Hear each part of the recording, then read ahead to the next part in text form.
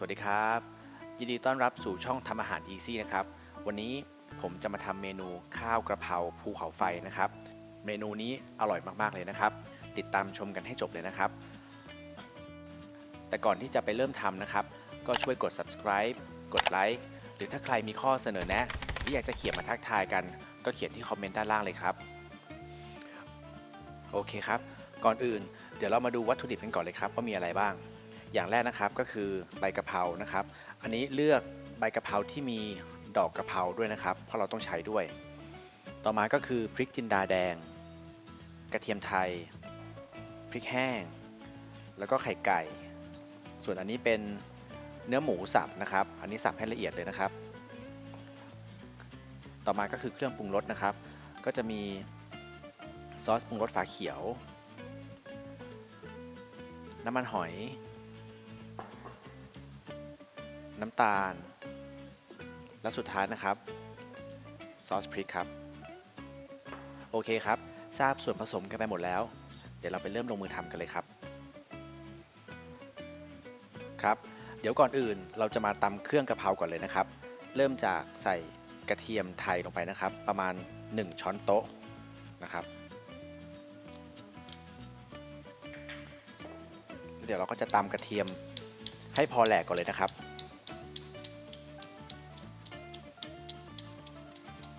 ใช้กระเทียมไทยเนี่ยกลิ่นมันก็จะหอมกว่ากระเทียมจีนนะครับแล้วก็เปลือกเนี่ยสามารถกินได้เลย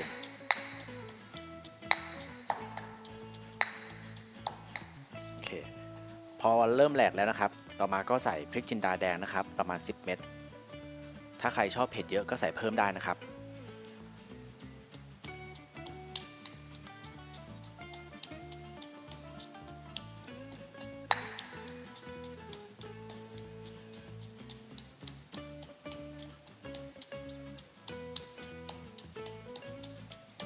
ตามมาพอแหลกนะครับ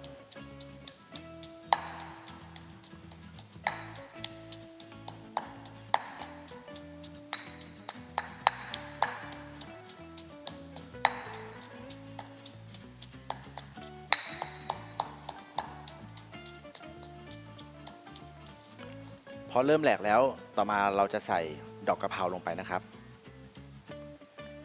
ใส่เยอะน้อยตามชอบนะครับ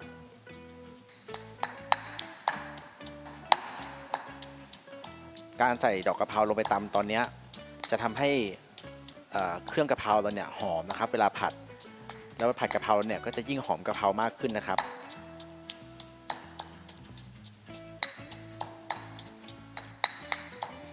ตอนนี้เครื่องแกงก็เริ่มหอมกะเพราแล้วนะครับ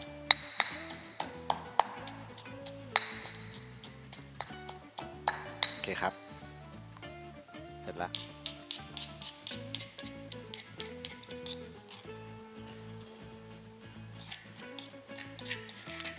ก็จะได้ประมาณหน้าตาอย่างนี้นะครับเ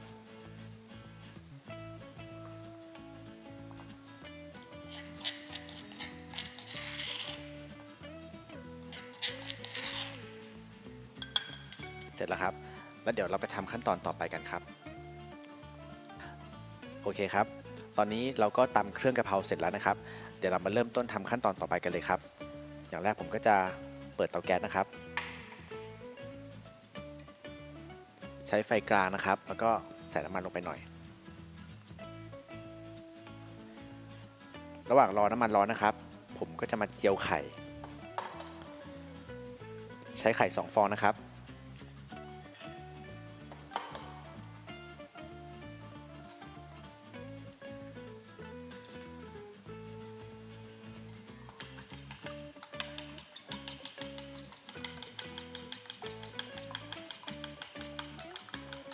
ผมก็จะใส่ซอสปรุงรสฝาเขียวลงไปหน่อยนะครับเพื่อเพิ่มรสชาตินะครับ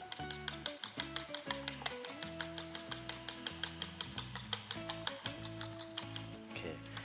ก่อนที่น้ำมันจะร้อนนะครับผมจะใส่ไข่ลงไปเลยครับ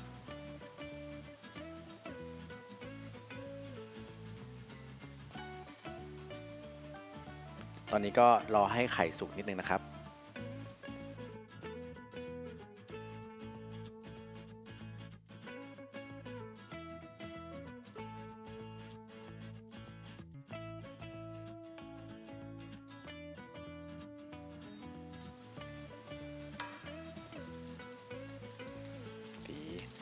ด้านล่างก็สุกกำลังดีนะครับตอนนี้ใช้ได้แล้วนะครับเดี๋ยวปิดไฟนะครับแล้วก็เอาขึ้นได้เลยนี่ผมคดข้าวใส่จานไว้รอแล้วนะครับ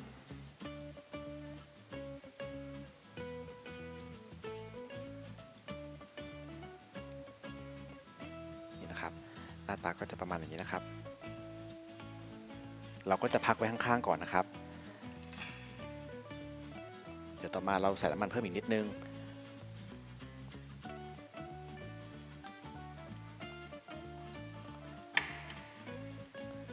แล้วเราก็จะมาผัดกะเพราต่อเลยครับ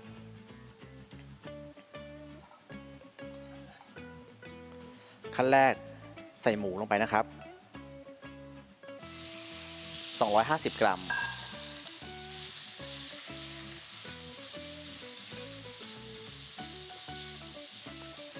เราจะลวนหมูนะครับจนกระทั่งหมูนี่แห้งเลยนะครับเพราะเราไม่ต้องการให้กะเพราเราเนี่ยแฉะน้ำนะครับ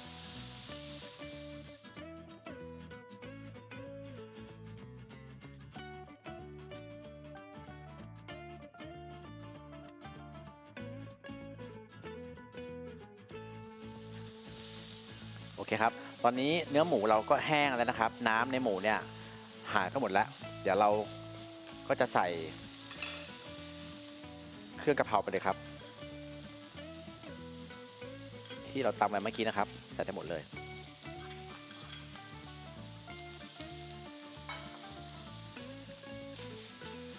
แล้วก็จะผัดให้เครื่องกะเพรานี่หอมเลยนะครับ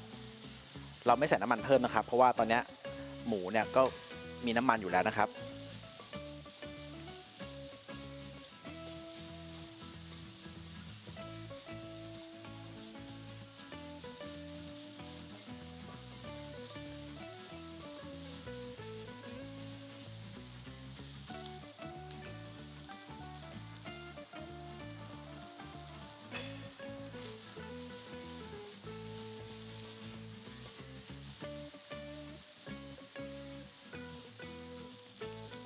พอส่งกลิ่นหอมดีแล้วนะครับเราก็จะมาเริ่มปรุงรสชาติกันครับเริ่มจากใส่ซอสปรุงรสฝาเขียวนะครับ1 ช้อนลงไปแล้วก็น้ำมันหอยนะครับ1 ช้อนเหมือนกัน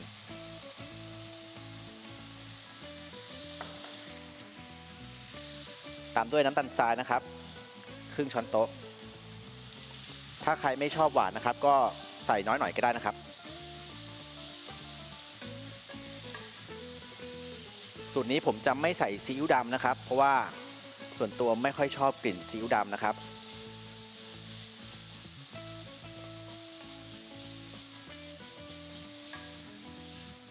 แล้วซอสปรุงรสฝาเขียวเนี่ยก็ช่วยเพิ่มสีสันให้กับหมูพอสมควรแล้วนะครับต่อมาผมก็จะใส่พริกแห้งลงไปครับแล้วก็กะเพราครับ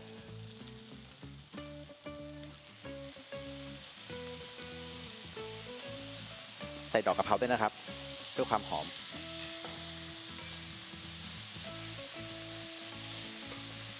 ตอนนี้กลิ่นนี้หอมมากนะครับ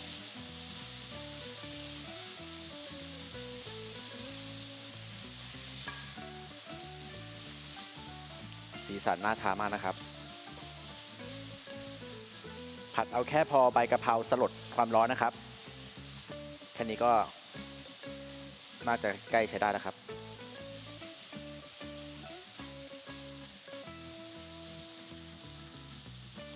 โอเคครับกะเพราเราก็เสร็จแล้วครับเดี๋ยวเราตักราดกับข้าวเมื่อกี้เลย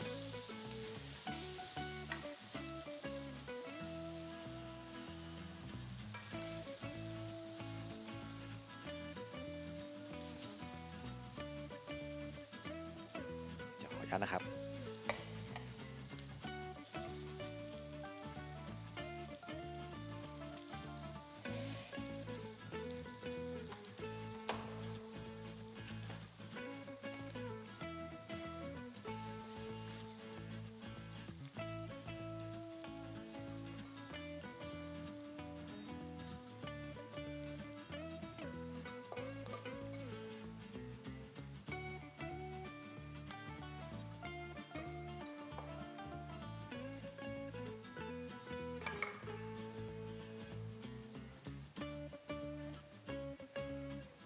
นะครับข้าวกะเพราภูเขาไฟอันนี้ยังไม่จบนะครับสุดท้ายเราจะราดด้วยซอสพริกไปด้านบนครับเพื่อให้เป็นลาวานะครับเสร็จแล้วครับข้าวกระเพราภูเขาไฟของเราครับอยากให้คุณผู้ชมลองไปทำกันดูนะครับและถ้าคุณผู้ชมชอบและเห็นว่าคลิปนี้เป็นประโยชน์นะครับก็ช่วยกด subscribe กดไลค์และก็ช่วยกดแชร์ด้วยนะครับสำหรับวันนี้ผมต้องขอตัวลาไปก่อนแล้วเจอกันคลิปหน้าสวัสดีครับ